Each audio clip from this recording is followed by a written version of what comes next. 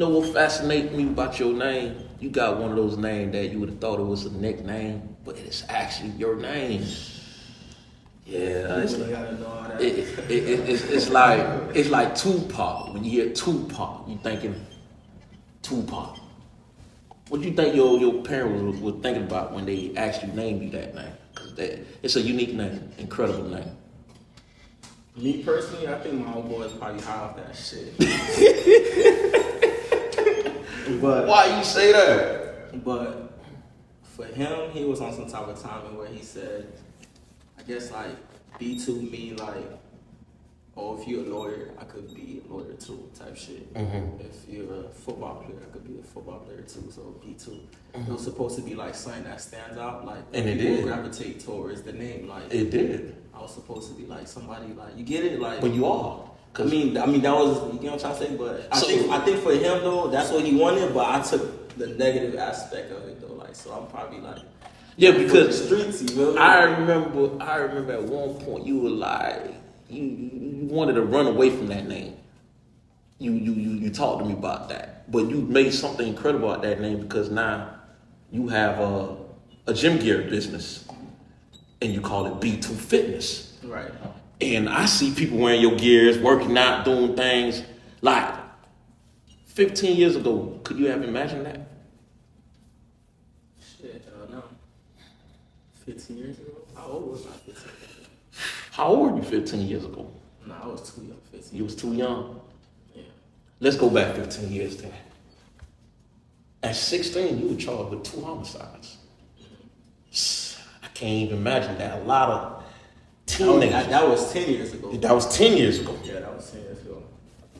15 years ago, I probably was just really starting out trying to like... Tell me about that. Like, to be 16 years old, I can't even fathom that. I was running the streets. Even if you participated in things, but to be charged with that, to be brought into jail, to know that you might never go home at that age, how did you overcome that?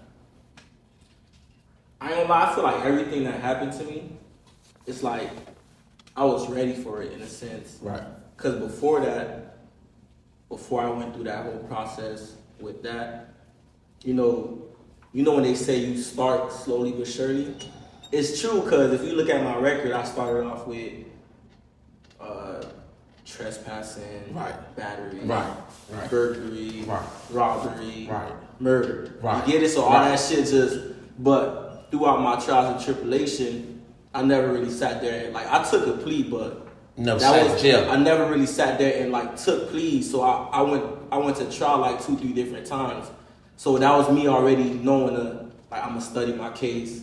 I'm gonna go ahead and like look up what this mean. So every time they came and offered me a plea, I tell my lawyer, nah, I ain't taking that. Mm-hmm. This is how we gonna fight it. But the thing with juvenile is different from adult courts because juvenile, you do the 21 days, the 3 weeks. Yeah, but you still got to go through the process of making that decision. If you want to take a plea, you do. Or you could go on probation. You could go to a program. They got levels. They got level 6, level 8, level 10. They got stuff like that. You get it? Mm-hmm. So they'll offer you like, yo, take this, and then you get out scot-free, or you can go to trial, and if you lose, you get this. So I understood already at that young age what it meant to say, no, I don't want to take a plea. Yeah, I'm ready to go to trial. I sat in trial hours. And juvenile, if I don't recall, because I went to juvenile trial, it's by judge. It's by judge. It's not by a jury. It's a judge presides over. It's a bench trial. And the judge heard the case, and you was acquitted 3 times, you said? 3 times, back to back. And when I went through that process, I remember that process, I was acquitted 1 time. It's not like you pick 6 or pick 12. This is an actual official of the court hearing the case. And for the judge to acquit you, that means they had no case. So why is it that law enforcement think they could arrest you knowing that they don't have a case? What you think is the thought process in that? I mean, it's probable cause. So anything when it comes to the court system, you're really supposed to be innocent until proven guilty. That's why you get a court hearing and a trial. But right. In a sense, you're actually guilty till proven innocent. Mm-hmm. That's when you get to fight your case. Because why am I sitting in jail 21 days? Why they have to hear my case before I get set free? You get it? So I believe you really have to prove that what they're accusing you of is not legitimate. But in a sense, with the court of law, you gotta actually, like, they have probable cause. So let's just say, for example, a burglary come and then you're a burglary suspect or some shit like that. So 9 times out of 10, they'll look up, juveniles in the area that's known for doing that, and they'll just go around everybody else. And that was you. Yeah, you one that stuck out. Basically. So let's go back a little. I know this is a podcast, there's a show, but me and you, we got little intimate moments that we share. It was something that you said that I related to you because you come from a Haitian background. Right. Did you think that hindered you coming from Haitian parents? Because I know it hindered me. I can be honest with that. Because it was a culture gap. It was a place where parents, they had this thing where they said that a child stayed in their place and they didn't open that dialogue, that communication. Like, if I wanted to be on the football team, they thought it was a game. Did that come across with you at times? Not necessarily. I wouldn't say it hindered me. I would say my parents never had any understanding to asking their children or asking me or asking my brother, like, what's wrong? Or it was never of, let me hear you out. Let me have an understanding to what you got going on. It was more so they just had like a straight line they followed. Right. But life is not a straight line. It's not. Life take a million different twists and turns, and nothing is predestined. You get it? Everything is basically freedom of choice. So I believe my parents never had that understanding where they figured or try to understand me. So I feel like with that barrier of us not understanding each other, I decided to go my own route. So you think like them being strict, them being that like I said, that hard line is this way or no way, not giving that option, you think that really pushed you towards the streets and had the streets kind of raise you? You think that I can't say that. I think like with my old boy, I just basically lost respect for him because he never had that understanding for me or never gave me that time of day to really get to hear me out, understand where I'm coming from.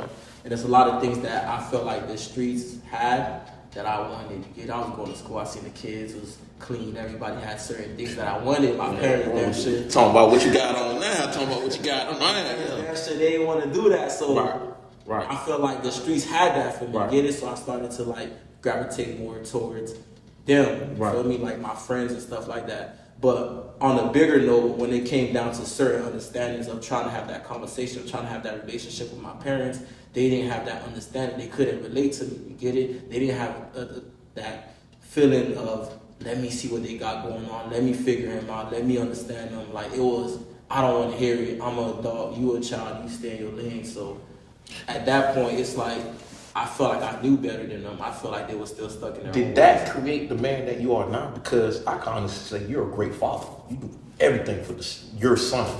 Like, your son, he has it all when it comes to, you're an incredible helper with your significant other. Because I can honestly say I don't see too much individuals your age that is family orientated. You think that that's what came out of that? You know, it's funny, everybody always know what they want, but nobody never really know what they don't want. You get it? So speak to the audience. They need to hear what you just said. So I think for me, as a man, I understood, like, I never liked how I didn't have that connection with my dad and my mom. So I didn't want that for my child. You get it? So even though I didn't have it, I made sure, like, I'm going to be that person where I'm not going to say, oh, I know all this and you going to listen to me. I'm learning from my child every day. Wow. If anything, my child's teaching me how to be compassionate, how to be caring, how to be loving, how to be patient.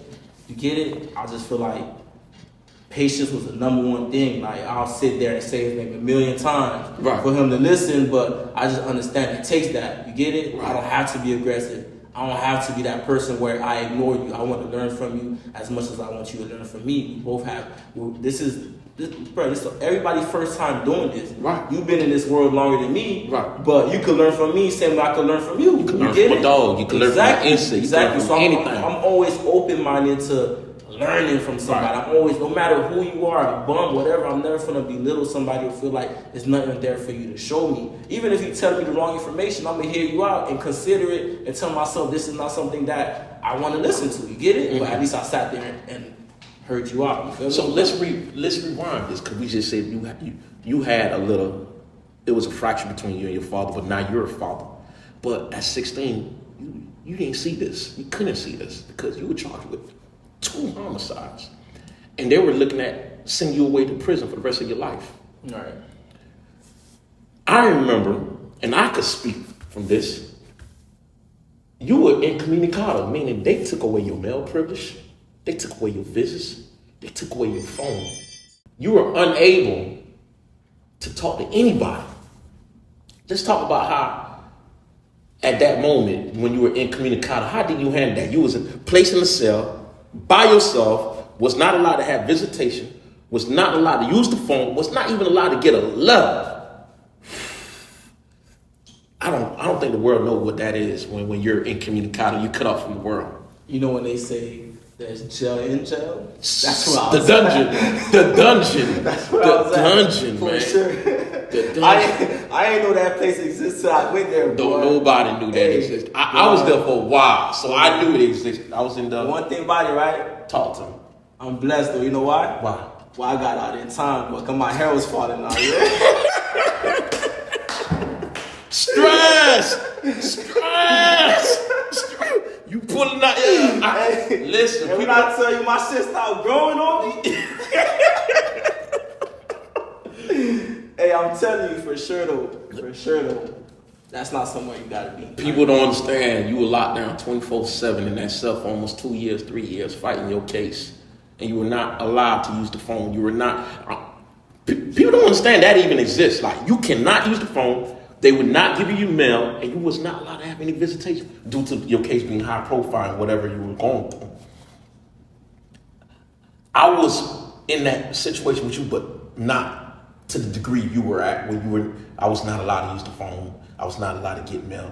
I was not allowed to get visitation. That was in the feds, when I was in the feds. But how did you handle that being that young? Because when you're that young, everything means everything to you. When I mean everything, it's not easy to come from the street where you have the privilege to run around and do everything to know you can't do nothing. I mean, in reality though, it's like when something happens to you, mm-hmm. It's either you're gonna take or you're gonna do something about it. You get it?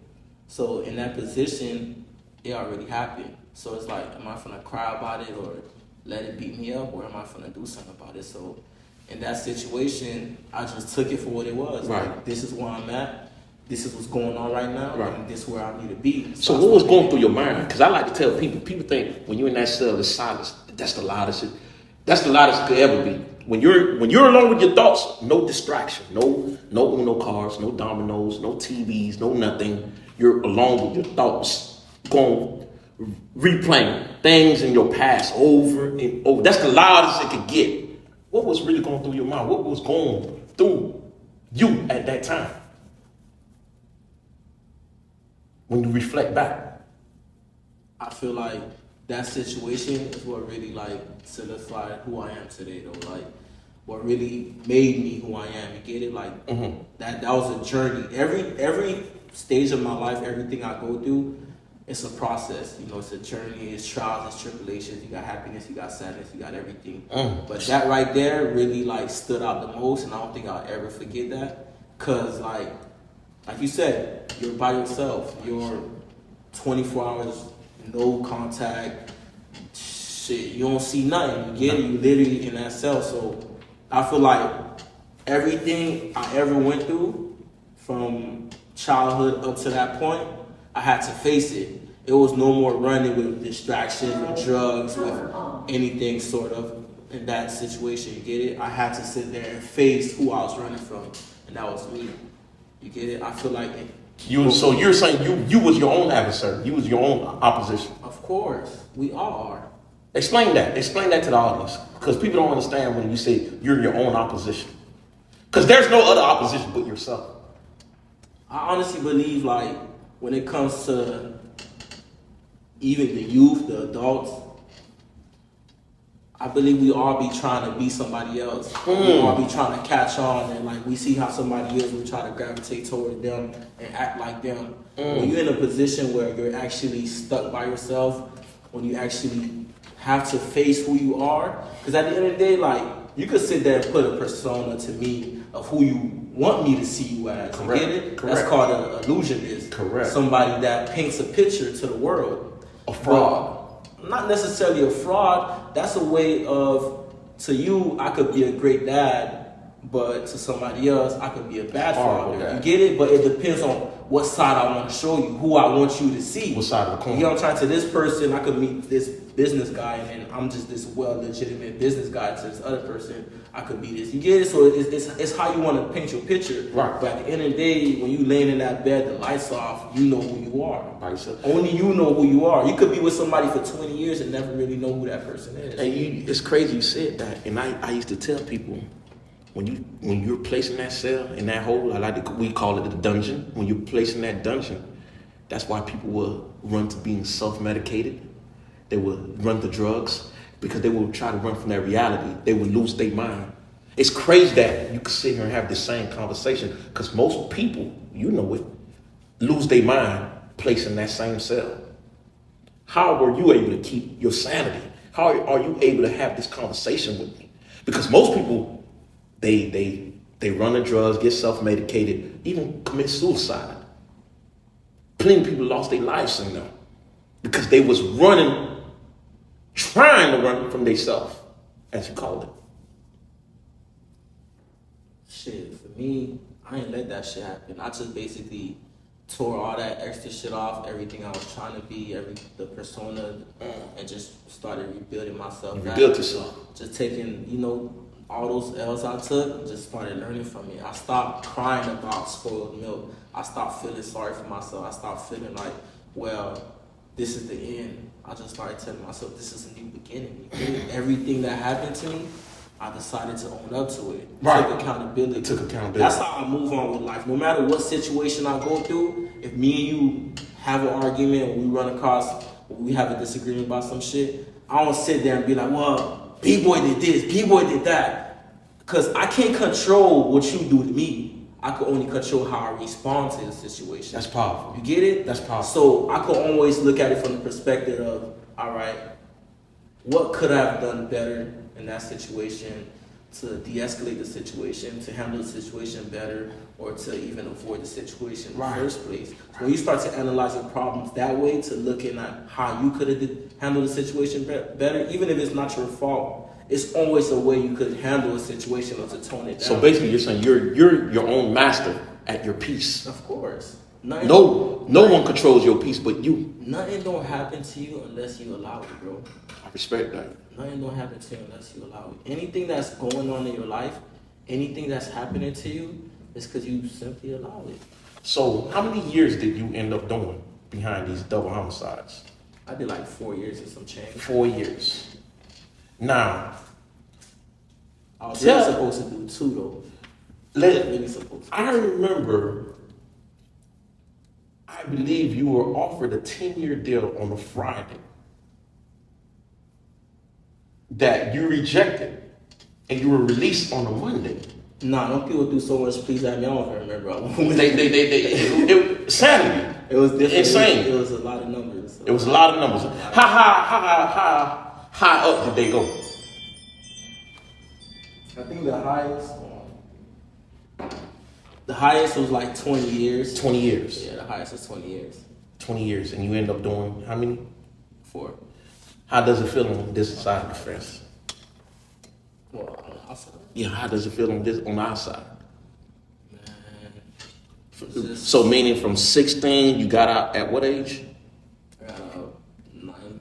No, I got out 21. 21 years old. Yeah. So from 16 to 21, you lost your adolescence years. You lost your beginning of your adulthood. But I have to commend you. You did a turnaround.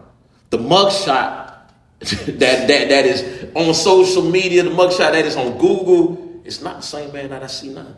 See, that's the thing. See, you see how you said I lost it? Yes. I don't believe I lost it though. You get it? I feel like while everybody is still stuck in their ways, fighting demons, trying to figure out who they was, I just basically got put away to figure out who I am. You get it? Because if I never went through that situation, I probably would have still been out here lost, trying to figure out who I am. Right. I had to let go of everything I was trying to be, every person that I was trying to be, and learn to be myself. So the moment I started being myself is the moment I accepted everything for what it was. So you had to keep it real with yourself. I had to.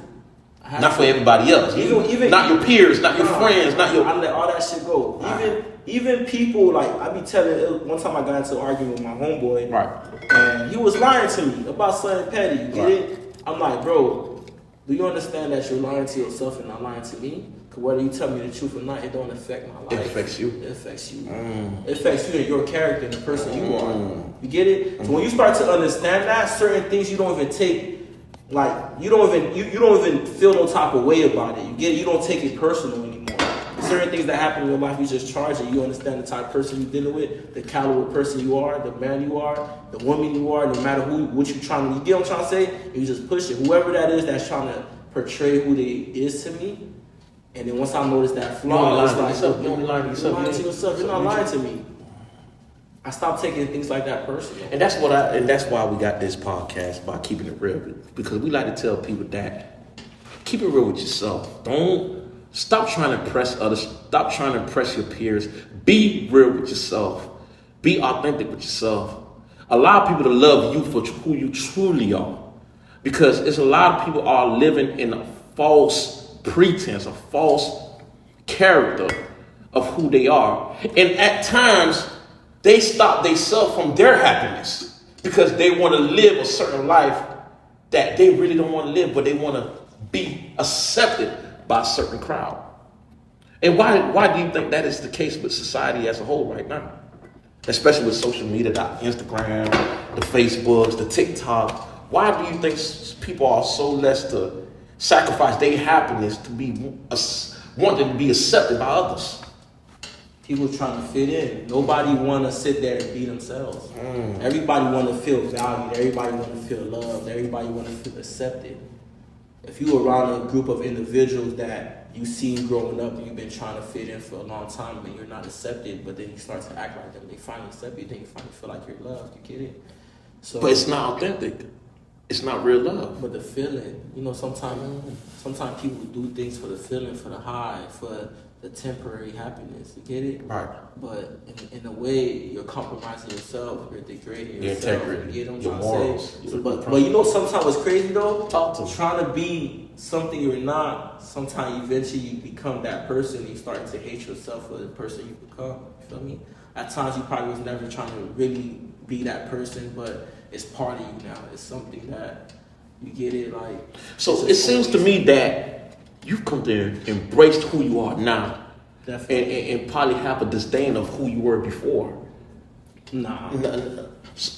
Everything, my whole journey in life up to this point, and right.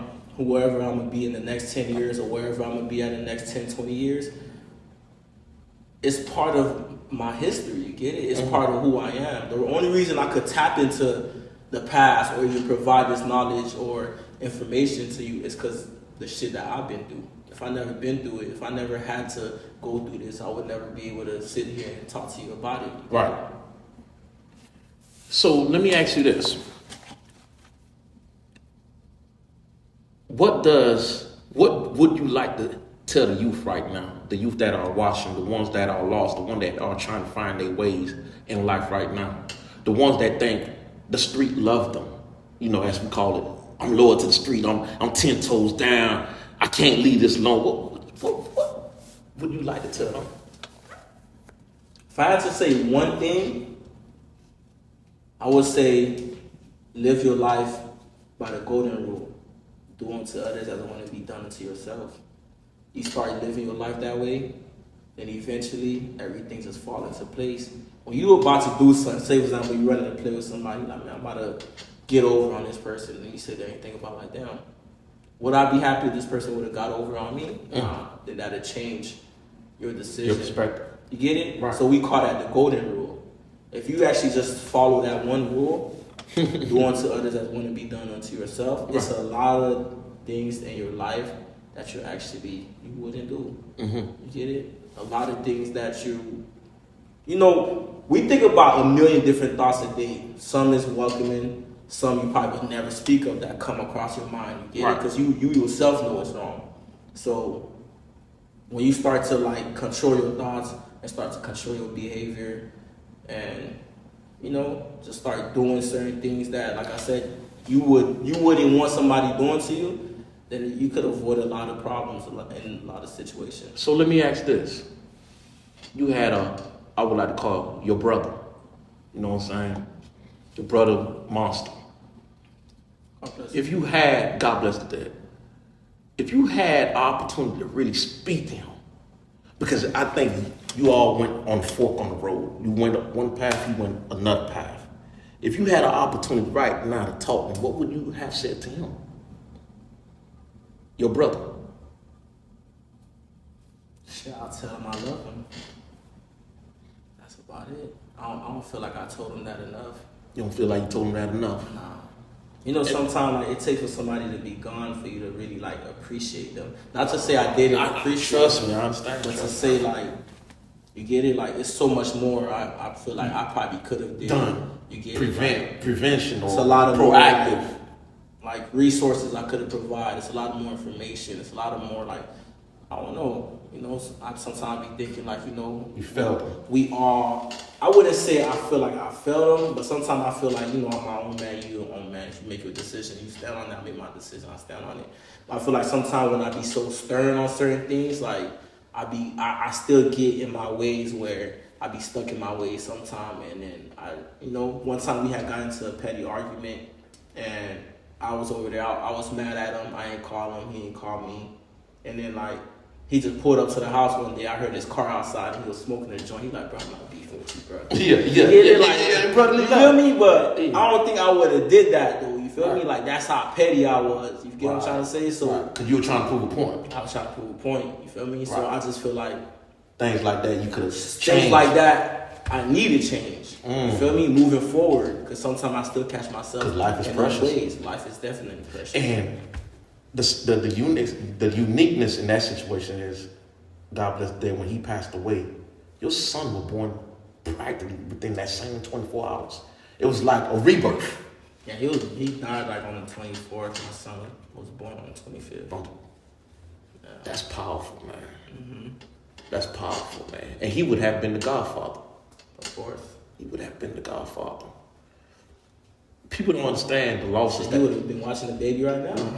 As we do this show. As we speak. People don't understand the L's that we take, the losses that we take to get where we are. The brothers that we lose. Man, I could say one thing about Monster. Mm-hmm. He was so real. I feel like at one point he loved me more than I love myself. That's powerful. You get what I'm trying to say? Like, I feel like he showed me what a true definition of like unconditional love meant. You feel me? Like right or wrong, he was always there. Right. You feel me? Like, fuck all this materialistic shit. Fuck all this, whatever. Like this worldly shit that we ourselves. Yeah. So we value. Yeah.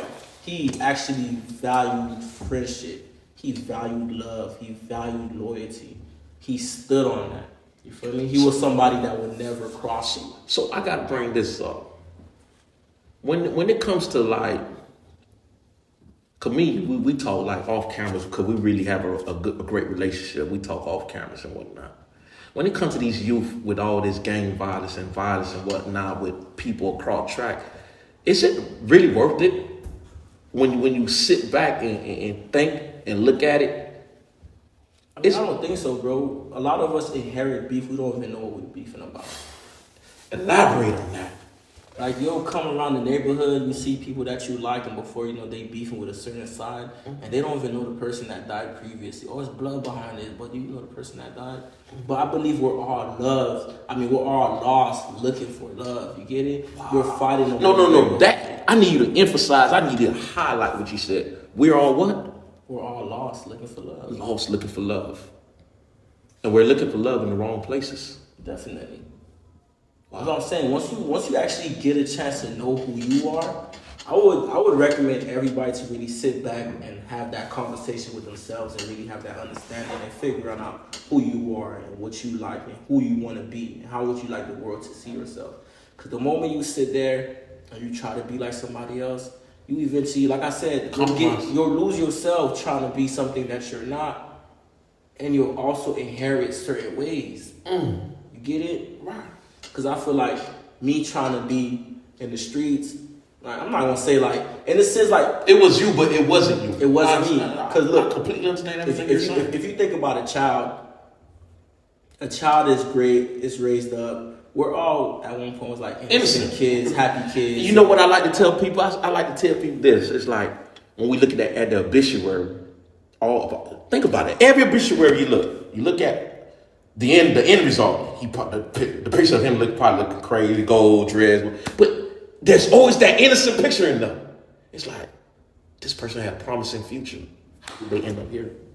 We had to make that decision. We had to learn to comfort ourselves. But the same way we got to become that person, I don't think that person ever really truly leaves though. But you could learn to become that person you was. They say you gotta unlearn to relearn.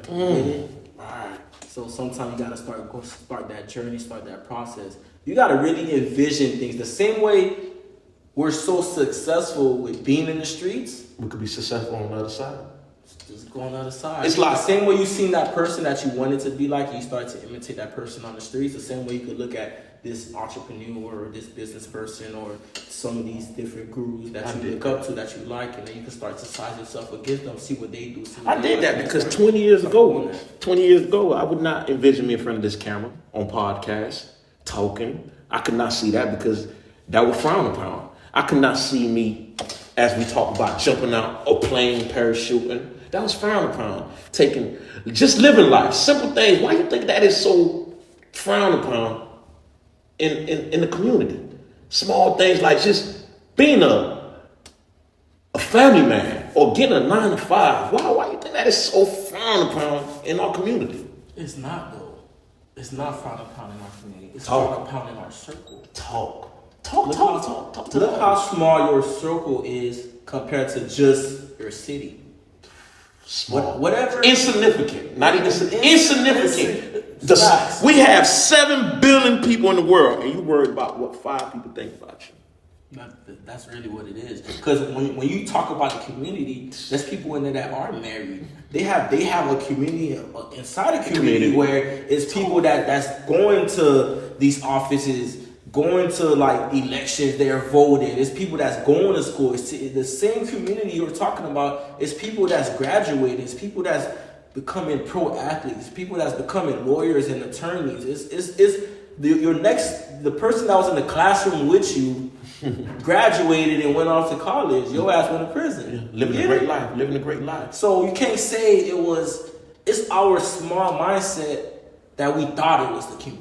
It wasn't. It's literally your 10 homeboys that's telling you don't do it. It's literally. But life outside them is much more vast, much more. It's bigger than that. It's bigger than that. You'll go to Dubai and then nobody don't even know where you're from. Like, who are you?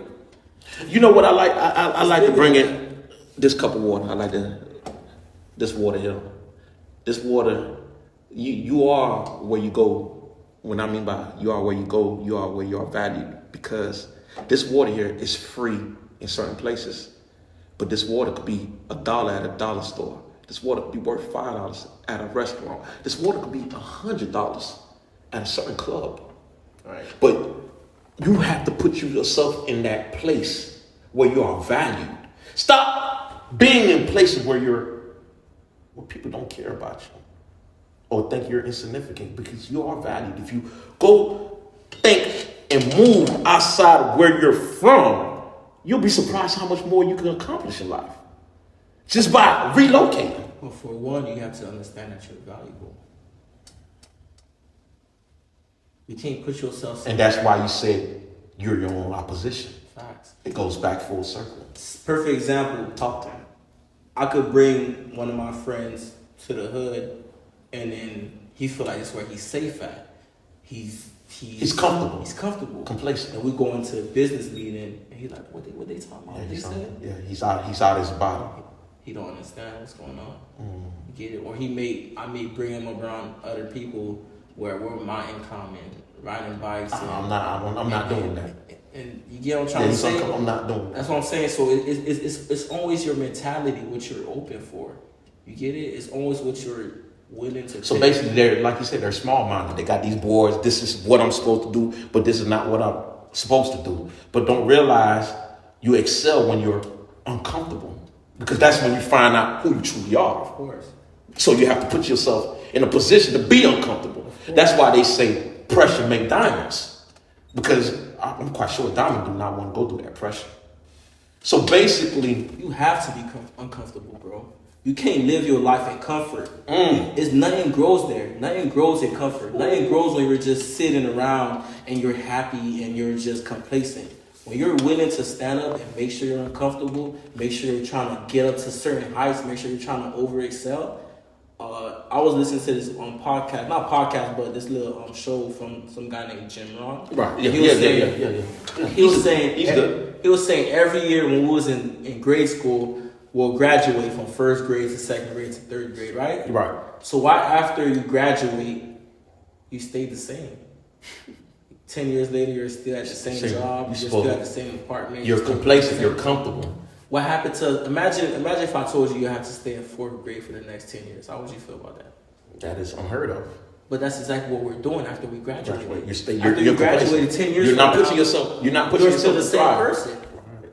You gotta learn to add value to yourself. You have to learn to know that you're a valuable person. You have to understand that every day it's a different challenge, a different task. You gotta learn to. Everything comes in value, bro. Everything comes in how you smile, how you talk, how you shake somebody's hand, the type of conversations you hold. Everything you do comes from what you want to be. You get it? So when we sit in the chair that we are now, I could actually say you worked on yourself every day to become the man, the great man that you are now. Still is. Still working, bro. Still working every day. Still working. Because it's work that is not finished yet. Man, we all get triggered, bro. We all get triggered. So let me ask you something. During your time incarcerated,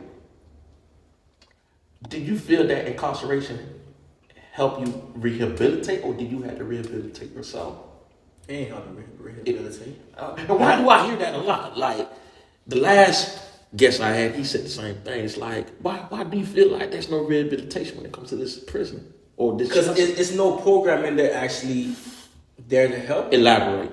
Because all that's really happening is we're all in a cell. You in a cell are straight killers. I'm in the county, max cell. Everybody around me got 30 years. You think somebody trying to sit there and talk to me like, bro, you gotta change your life, bro? Like, what charge you got? Murder. Shit, you got murder? Right. Shit, boy, get ready, boy. You gonna be in here with me too. Right. We pals now. Yeah. Crab in the bucket. They happy. Yeah. That's what I'm trying to tell you. So ain't nobody trying to sit there and help you unless you want to help yourself. That's what I'm saying. You gotta learn to tear that down. That's something that you have to accept and tell yourself, this is not who I want to be. But you know what? And you pounded on that. You pounded that. But you know why it's so hard for someone to strip themselves? Because they've been working on that personality since they were 8 years old. But it's 9 years old. That's called insanity. Doing the same thing over and over and over and expecting a different result. It's not working, bro. Give it up. You want to be labeled a jailbird? You want to be labeled a convict? You want to be labeled a felon? It's not working for you. Niggas nowadays can't even afford to bury themselves. You die, your parents trying to find a way to bury you, bro. Wow. What the fuck? Wow. Niggas can't even afford to bury themselves. You so broke, if you die, they can't figure out what to do with you, bro. GoFundMe. Wow. Come on now. Wow. It's not working. Wow. These so-called brothers out here, you in jail, they fucking your bitch. These so-called brothers can't send you $100 on commissary. Wow. These so-called brothers can't put money on your books. Wow. Where the love at? So-called gang. But come this on, is this is what they want to be loyal to. They don't understand that though. They don't. No. I like to say the music, the TV. They glorify the negative, but they don't talk about the truth. They don't talk about, in my case, losing your parents. You know how that felt for me to pick up the phone, to have to listen to my father take his last breath, to have to hear my brother take his last breath, and for them to die over the phone. People don't understand that aspect. Now, On the flip side, you were able to hug your mom when you came home. How did she feel? Because I was robbed of that. I would do, bro, I would do anything to hug my parents, man, to let them know I'm home. But how did your mom, because your mom was a praying woman, she's a prayer warrior. How did you feel when you got that embrace? Take us back to that moment when you were able to put that lock on. You a strong man. Cause you worked out. How did that embrace feel when you hugged your mom? Man, I ain't gonna lie, it felt like a revolving door though. The reason I say that, cause I done been through that situation where I did 21 days, then I did 4 months in DJJ, then I did 11 months in juvenile. So my mom constantly seeing her cry and, oh mom, I'm not going back, and then I ended up going back. So at that point I had to tell myself, like, this is my last time, I'm not doing that shit again. This is not who I want to be anymore. It's not working for me. You get it? Everything I tried. And I ended up right in that same situation. I just had to, when something's not working in your life, you literally just have to change it. It's common sense. It's common sense. It's that easy, bro. If it's not working for you, if it's bringing you down, if it's dragging you, if it's draining you, hurting people, and then if you feel like you're not getting nowhere, if you feel like it's not helping you, and especially if it's not adding on to your life, you could just drop it. It's that simple. It's people always say it's easier said than done, but it's literally that easy, bro. It's your life. Nothing's stopping you. Do what you got to do. Literally and figuratively, it's your life. It's your life. It's literally that same way you're throwing rocks at either your grave, or you're digging up your own grave, or you're throwing rocks at the penitentiary.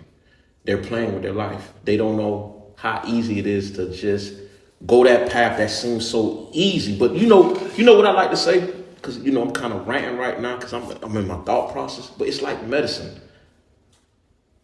Some medicine, when you take it, it give that sour taste, but it's good for you. People don't want to do the hard thing, like you said, the things that make them uncomfortable, and go through that. But that's what's gonna break down who you are, so you can find who you really are. Come out with morals, integrity, and everything that comes with it. Why do you think people don't want to take the hard route? If we're being honest, everything is hard, bro. Not everything. Everything is hard. But listen, I think we'll disagree on that. Listen, right? Being broke is hard. Being rich is also hard. You know why being rich is hard? Because it's a lot of responsibility. Yeah. You choose your hard. Being skinny, not skinny, but being fit is hard. But being fat is hard also. Because guess what? you sacrifice that thing. You going through, when you walking up those stairs, you sweating, you going through. Ooh, that's hard. Yeah, sweating, yeah. All these medications. Wow. It's hard. Wow. You might have to get a leg cut off. It's hard. Wow, you choose your hard. That's a contrast. You just everything is hard, bro.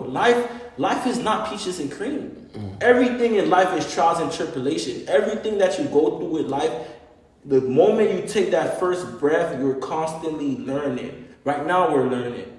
To take that first step, you had to learn. Yeah. To take that first fresh air, you had to learn. Everything is constantly learning. You got to keep learning. It's hard.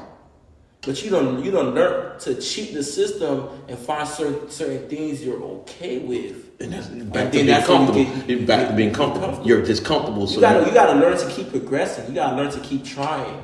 You gotta learn to keep taking these shots. You miss 100 shots you don't take. A dumb question is the only question that's not asked. The question that is not asked is the dumb question. So let me leave it at this right here. What does keeping it real mean to you, B2? Shit, being honest with yourself. Can't keep it real with me if you ain't real to yourself, bro. Right. You ain't gotta lie to me. The moment you lie to me, you lie to yourself. Go look right in that mirror, you just a fraud. You just lying to yourself. I feel like being a real person, keeping it real, I don't care how real you claim to be. If you sitting there lying to yourself and being somebody that you're not real. When you in all aspects. In all aspects. That goes in all aspects. When you come around me, I don't need you to come around me with a certain persona. Because that's not what I'm looking for. Just be yourself. I'm looking for somebody who's themselves and that's willing to offer something to help us all grow. It just takes a team to make this work. Right. But once you start trying to act like something that you're not, and that's where you lose yourself at. But don't get me wrong though. Sometimes if you want to be somewhere, and it's a reversal side to it. If you're trying to be something that you're not, but to benefit your lifestyle, then that's when it could be a plus.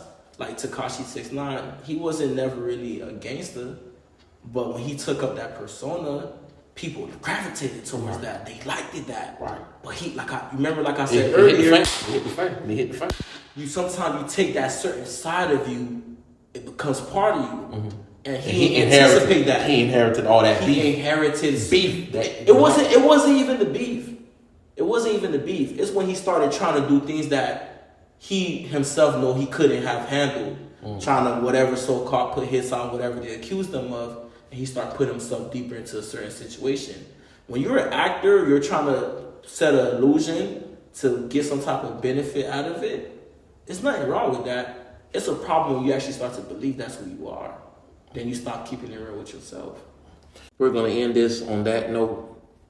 Remember, keep it real with yourself. Be honest with yourself. As he says it, when you're not keeping it real with yourself, you're only lying to yourself because you have to look at yourself in the mirror. You have to go home every day knowing that you lied to yourself, because when you put on this image, when you portray yourself to be someone that you're not, the only person that know you're not who you are is you and God, and you have to deal with that. And that's why most of you all have to run from reality, because you truly know who you are. So stop living in your unhappiness, live in your truth, and allow people to accept you for who you are, because the ones that accept you for who you are going to be the ones that cultivate you to become a great individual. I'm in a Tesla full of chrome hearts, pushing a button to park it. Got a dot on the shirt like Target. When I drop that pic, she hearted. Even though sometimes I'm heartless, put ice right where my heart is. In a Model 3 with a gypsy, lean over and say she wanna kiss me. Don Julio made her whole tipsy. I just say she wanna listen to naked. Yeah, diamonds be dancing frisky. Gotta put on a set, Ricky. I'll be out of the door, but I gotta go back 'cause I might have forgot the blink. Love ain't on you. You got people out here waiting on you. I've been breaking my back, trying to get that. They gon' act like we cool, but they weren't that. I was dealing with it all on my own. Breaking my back, trying to get that. They gon' act like we cool, but they weren't that. I was dealing with it all on my own. Breaking my heart again as you go. We'll get some.